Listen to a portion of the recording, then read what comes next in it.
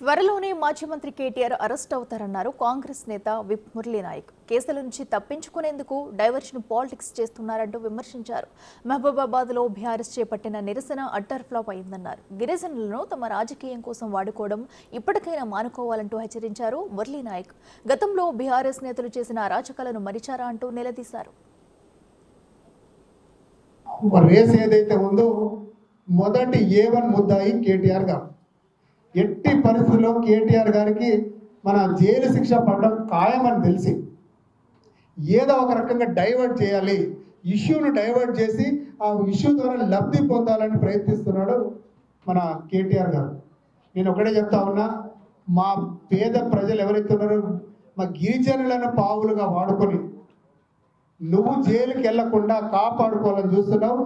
మొత్తం ప్రజలకు తెలుసు, అలాగే ప్రభుత్వానికి కూడా తెలుసు. మీరు ఎన్ని నాటకాలు చేశారో ఆ నాటకాలని ఒక్కొక్కటిగా మేము తీసాం.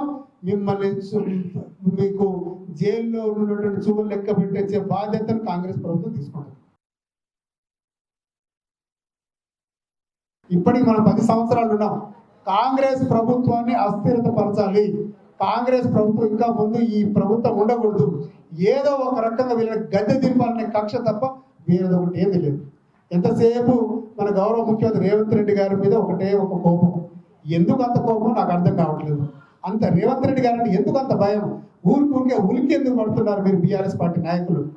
ఒకటే చెప్తా ఉన్నా, రేవంత్ రెడ్డి గారు ఒక్కొక్క మెట్టు దాటుకుంటూ ఈ స్థాయికి వచ్చినట్టే ప్రతి ఒక్కరు వాళ్ళ వీక్నెస్ ఏందో, వాళ్ళ పాజిటివ్స్ ఏందో ప్రతి ఒక్కరికి తెలుసు. ఎవరిని ఎక్కడ పెట్టాలో గౌరవ ముఖ్యమంత్రి రేవంత్ రెడ్డి గారికి అందరికీ తెలుసు.